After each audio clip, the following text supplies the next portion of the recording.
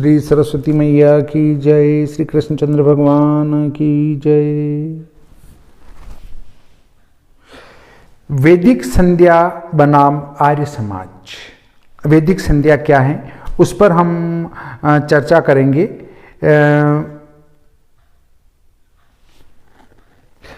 सन 1875 में प्रादुर्भूत हुए नए वैदिक धर्मी आर्य समाजी महाशयों की भी एक छपी हुई संध्या केवल 1 पैसा कीमत में उस समय आती थी। आज से 15-20 साल पहले यत्र तत्र बिकती है। इस पुस्तक के आवरण पृष्ठ पर न केवल संध्या अपितु वैदिक संध्या छपा रहता है। वैदिक संध्या नाम की एक पुस्तक आती है, वो आर्य समाज वालों की है। तो बहुत से अपरिचित आस्तिक लोग वेदों में अगाध श्रद्धा रखने के कारण इस पर मोटे टाइप में छपा वैदिक शब्द देखकर और सस्ती कीमत देखकर इसे ही असली संध्या समझकर खरीद लेते हैं। जब पहले यह ट्रैक्ट हमारे हाथ में आया तो हमारे मन में नाना प्रकार के तर्क उठने लगे। सर्वप्रथम तो संध्या के साथ वैदिक विशेषण लगाना अनावश्यक हुआ। क्या कोई अवैदिक संध्या भी विद्यमान है? अगर आपने पुस्तक पर छापा कि वैदिक संध्या विधि, तो क्या अवैदिक संध्या विधि भी होती है? नहीं। जिससे पृथक करने के लिए यह वैदिक विशेषण लगाना आवश्यक हुआ। फिर जबकि ब्राह्मण मात्र कहने से अमुक व्यक्ति का द्विजत्व सिद्ध हो सकता है, तो किसी को द्विज ब्राह्मण कहना व्यर्थ ही है। द्विज ब्राह्मण गलत शब्द है। ये द्विज ही ब्राह्मण होता है और ब्राह्मण ही द्विज होता है। ब्राह्मण द्विज, ब्राह्मण क्षत्रिय वैश्य। ऐसा प्रयत्न वही किया जाता है जहां की किसी अद्विज को ठोक पीट कर बलात् द्विज गढ़ा गया हूं। तभी इस मिथ्या प्रयास पर पर्दा डालने के लिए ऐसी दुश्चेष्ट सहेतु की कही जा सकती हैं। क्या इसी प्रकार इस संध्या में भी कोई गड़बड़ घोटाला तो नहीं है जिसे वैदिक विशेषण की आड़ में छुपाने का प्रयत्न किया गया हो? इत्यादि अनेक तर्क वितर्क उठने लगे। अंत में यही निर्णय हुआ कि जिस परंपरागत संध्या के आधार पर आज तक हम संध्योपासन करते रहे हैं वह तो करते ही रहे हैं। आज इस नई वैदिक संध्या के आधार पर भी संध्योपासना करनी चाहिए। फिर तुलनात्मक दृष्टि से दोनों संध्याओं में से किसके आधार पर की गई उपासना में अधिक मानसिक शांति प्राप्त होती है, यह अनुभव करना परमावश्यक है। कदाचित इस नई संध्या से लाभ हो तो फिर इसके अपनाने में क्या हानि। इस प्रकार पूरे श्रद्धालु बनकर एक दिन हम वैदिक संध्या के आधार पर अक्षरशः उपासना करनी आरंभ की। शन्नो देवी मंत्र पढ़कर आचमन कर डाला। अब इंद्रिय स्पर्श मंत्राह इस शीर्षक के नीचे लिखे मंत्रों को पढ़कर इंद्रियों को छूने लगे। ओम वाक वाक, चक्षुः चक्षुः, प्राणाः प्राणा कहते क्रमशः मुख, नेत्र और नासिका का स्पर्श किया। परंतु जब ओम नाभि कहकर नाभि को छूने का अवसर आया तो मनीराम ने तर्क का तीर दे मारा। सोचने लगा क्या नाभि भी कोई इंद्रिय है? नाभि जो है हमारी इंद्रिय नहीं है। इसलिए ओम नाभि कहकर हम नाभि को स्पर्श करें तो न्यास में नाभि को स्पर्श नहीं किया जाता है। शास्त्र में नाभि को स्पर्श कब किया जाता है, कब नहीं किया जाता है। अब आप इंद्रिय न्यास कर रहे हैं तो इंद्रिय न्यास के अंदर नाभि का स्पर्श नहीं आता है।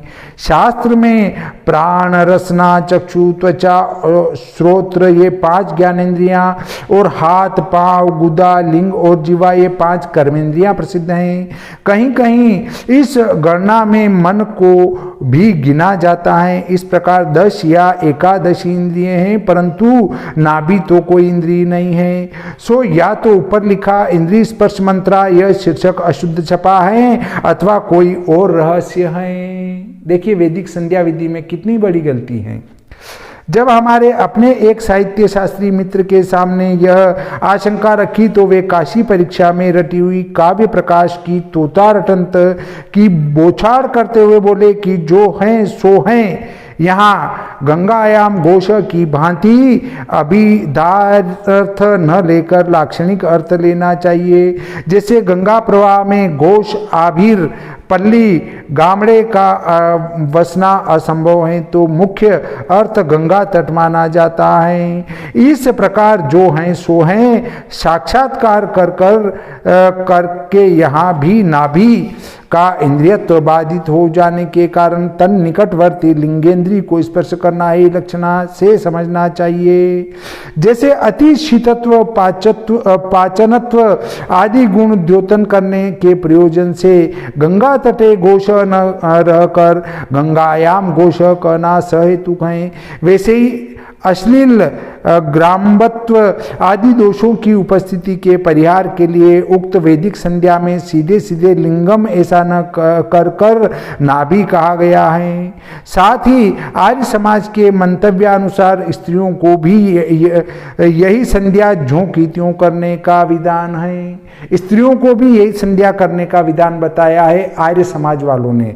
तो ऐसी स्थिति में लिंग शब्द का प्रयोग स्त्री पक्ष में फीट नहीं बैठ सकता था। जो हैं सो हैं इस विप्रतिपत्ति के परिहार के लिए भी स्त्री पुरुष दोनों को अपने मूत्रेंद्रीय स्पर्श का बोध हो सके और अश्लीलता के बिना एक ही शब्द से यह काम चल जाए इत्यादि अनेक हेतुओं से नाभि शब्द लिखा गया है।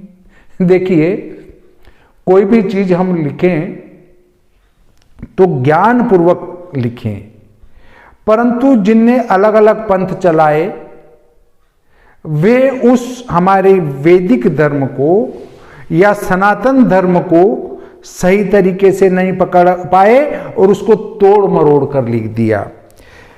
यह विवेचना सुनकर अपने राम तो दंग रह गए। अंत में वाक आदि इस मंत्र समूह को वेद में देखकर भाष्यों द्वारा इसका वास्तविक अर्थ जानने की उत्कंठा हुई।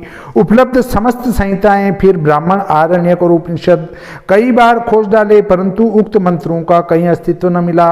तब तो बड़ी निराशा हुई। रह कर वैदिक संध्या के लेखक पर क्रोध आया कि जिसने सनातन काल से प्रचलित और वैदिक विज्ञान से परिपूर्ण अनादि संध्या को छोड़कर अपनी कपोल कल्पित तुकबंदी पर वैदिक शब्द का लेबिल लगाकर लाखों श्रद्धालु हिंदुओं को पथभ्रष्ट कर दिया है।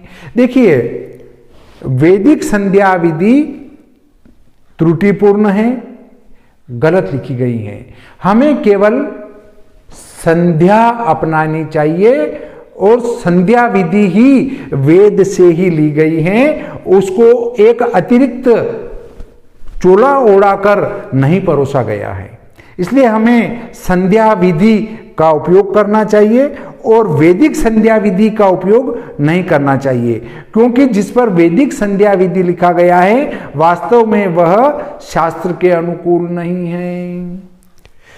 मनुस्मृति में वांगमूला नियता सर्वा के अनुसार संसार के सभी व्यवहार वाणी पर आश्रित हैं। सो जो व्यक्ति उसकी चोरी करता है अर्थात वेद के नाम पर विश्वास दिलाकर अवैदिक भावों का प्रसार करता है, निसंदेह वह मनुष्य यश्च तास्तेन येद्वाचम सर्वस्ते यक्रन नरः के अनुसार सब कुछ चुराने वाला समझा जाना चाहिए। कहाँ संध्या सदृश पुनीत अनुष्ठान और कहाँ उसके नाम पर मूत्रेंद्री को हाथों से पलोटने का व्यवहार। प्रभु ऐसे दुराग्रह पूर्ण अनर्थों से सनातन धर्म की रक्षा कीजिए। इस प्रकार आज का यह प्रकरण यहीं समाप्त होता है। श्री सरस्वती मैया की जय, श्री कृष्णचंद्र भगवान की जय।